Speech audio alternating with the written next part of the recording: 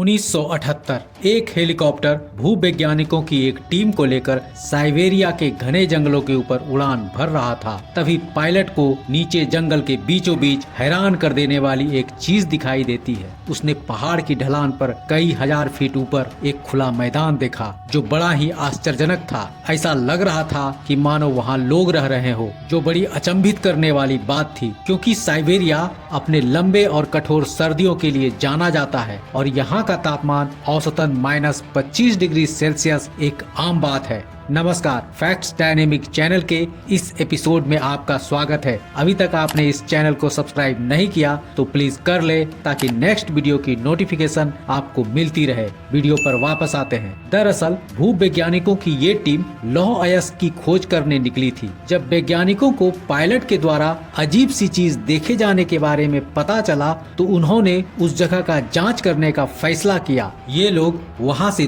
थोड़ी दूरी पर हेलीकॉप्टर को उतारते हैं। आगे बढ़ते हुए पहाड़ पर चढ़ने के बाद उन्हें एक नदी के किनारे एक लकड़ी का केबिन दिखाई देता है। केबिन के अंदर एक कमरा था। उन्होंने जो कुछ देखा उस पर यकीन करना बेहद मुश्किल था। वे एक ऐसे घर में पहुंच गए थे जो एक बिल से ज्यादा कुछ नहीं था, जो कालिक से काला और तहखाने जैसा ठंडा, सीलन भरा, बिल्कुल तंग और गंदा था। फर्श आलू के छिलकों और पाइन नट कोन से ढका हुआ था। तभी कमरे का दरवाजा धीरे से खुलता है और एक बहुत ही बूढ़ा आदमी दरवाजे के पास से बाहर झांक रहा होता है। उसे देखकर बिल्कुल मध्ययुगीन दृश्य उभर रहा था। वे बिल्कुल नंगे पैर, फटे वो पैच वाली कमीज, पतलून पहने हुए थे। बढ़ी हुई दाढ़ी, बिखरे बाल थे। वे बिल्कुल डरे सहमे और चौंकने लग रहे थे। वैज्ञानिकों में से एक ने उस बूढ़े व्यक्ति को नमस्कार किया, लेकिन उसने कोई जवाब नहीं दिया, बल्कि एकटक ताकता रहा। घंटे 2 घंटे बीत जाने के बाद कमरे से वह बूढ़ा आदमी और उसकी 2 बेटियां बाहर निकली। अब वे पूरी तरह से घबराए हुए नहीं थे, लेकिन अभी भी उनके चेहरे पर डर और उत्सुकता का भाव था। तीनों पूरी सावधानी से वैज्ञानिकों के पास बाहर आकर बैठ गए। इन लोगों ने उन्हें जैम और ब्रेड खाने को दिया, लेकिन उन्होंने इसे लेने से मना कर दिया। एक वैज्ञानिक ने उनसे पूछा, क्या आपने कभी रोटी खाई है? इस पर बूढ़े ने जवाब दिया, मैंने खाई है, लेकिन इन दोनों बेटियों ने नहीं खाई है। उस बूढ़े की दोनों बेटियां बिल्कुल धीमी आवाज में एक दूसरे से बात कर रही थी। धीरे धीरे लंबे समय तक बातचीत करने के बाद जब उनका डर बिल्कुल समाप्त हुआ, तब उनके परिवार की पूरी कहानी सामने आई, जो पूरी तरह से त्रासदी से भरी हुई थी। एक्चुअली ये बूढ़ा व्यक्ति, जिसका नाम कार्प लाइकोव था, जो एक कट्टरपंथी रूसी रूढ़िवादी संप्रदाय से बिलोंग करता था, जिसे ओल्ड बिलीवर्स के नाम से जाना जाता था। 1917 में रूस पर बोल्शेविकों के कब्जे के बाद ओल्ड बिलीवर्स को लगातार उत्पीड़न का सामना करना पड़ रहा था। बोल्शेविकों ने ईसाई धर्म को गैर कानूनी घोषित कर दिया था। बाद के दिनों में 1936 के आसपास जोसेफ स्टालिन द्वारा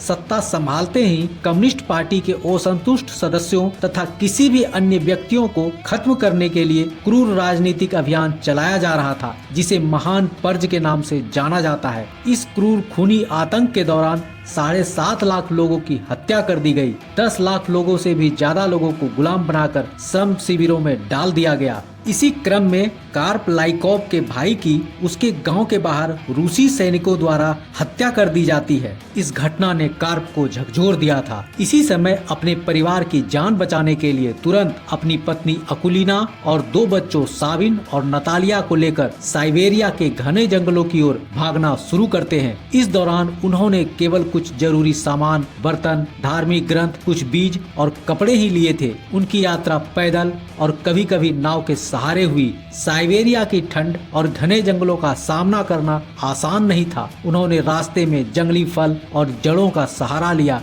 कई बार तो उन्हें कई दिनों तक भूखे ही रहना पड़ा। करीबन 250 किलोमीटर की यात्रा के बाद घने जंगलों के बीच एक सुरक्षित स्थान खोजने के बाद इन लोगों ने लकड़ी और मिट्टी की मदद से एक झोपड़ी बनाई। उन्होंने खेती के लिए छोटे छोटे खेत बनाए, जहां वे आलू और जौ की फसल उगाने लगे। जंगली जानवरों और ठंड से बचने के लिए उन्होंने झोपड़ी के चारों ओर लकड़ी की बाड़ लगाई।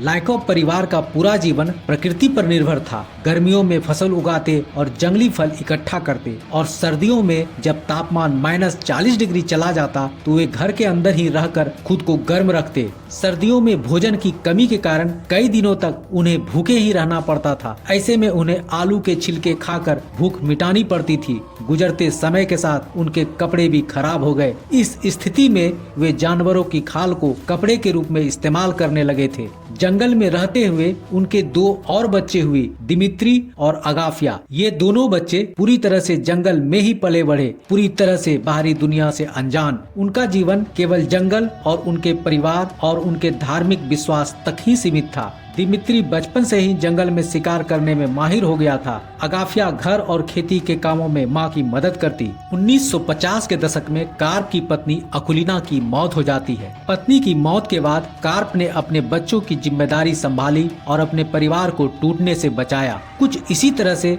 इनके जीवन की गाड़ी चलती रही। फिर 1978 में, जैसा कि आपको पहले ही पता है, वैज्ञानिकों ने देखा कि परिवार के सभी सदस्यों की सेहत खराब थी। उनके दांत टूट चुके थे और उनकी त्वचा ठंड और कुपोषण के कारण क्षतिग्रस्त थी। बावजूद इसके परिवार ने कभी भी बाहरी दुनिया में लौटने की इच्छा नहीं जताई। वैज्ञानिकों ने इन लोगों को भोजन और कुछ आवश्यक वस्तुएं देने की कोशिश की, लेकिन इन्होंने इसे लेने से साफ मना कर दिया। लाइकोव परिवार इतने रूढ़िवादी विचार के थे कि उनका मानना था कि ये सब भगवान की मर्जी से हो रहा है और वे भगवान पर ही निर्भर रहना चाहते थे। 1980 के दशक में लाइकोव परिवार को एक और बड़ा झटका लगा। साविन और नतालिया, जो कार्प के दोनों बड़े बच्चे थे, ठंड और बीमारी के कारण मौत के शिकार हो गए। परिवार के लिए यह बहुत बड़ी त्रासदी थी। 1988 में कार्प की भी मौत हो जाती है। कार्प लाइकोव की मौत के बाद अगाफिया लाइकोव ने जंगल में अकेले रहना ही जारी रखा, अपने रूढ़िवादी विश्वास और परंपराओं के सहारे। आप इस कहानी को किस नजरिए से देखते हैं? अपने परिवार के प्रति प्रेम, विश्वास, संघर्ष, या फिर प्रेम, रूढ़िवादी अंधविश्वास और संघर्ष? हमें कमेंट कर अवश्य बताइएगा। तो दोस्तों, आज का ये एपिसोड आपको कैसा लगा? उम्मीद है अच्छा लगा। तो देर क्यों, जल्दी से वीडियो को लाइक कर दें और अपने दोस्तों को शेयर भी कर दें। साथ ही साथ चैनल को सब्सक्राइब करना तो बिल्कुल ना भूलें। आज के लिए बस इतना ही। मिलते हैं नेक्स्ट एपिसोड में एक नई इंफॉर्मेटिव और मनोरंजक वीडियो के साथ। नमस्कार, जय हिंद।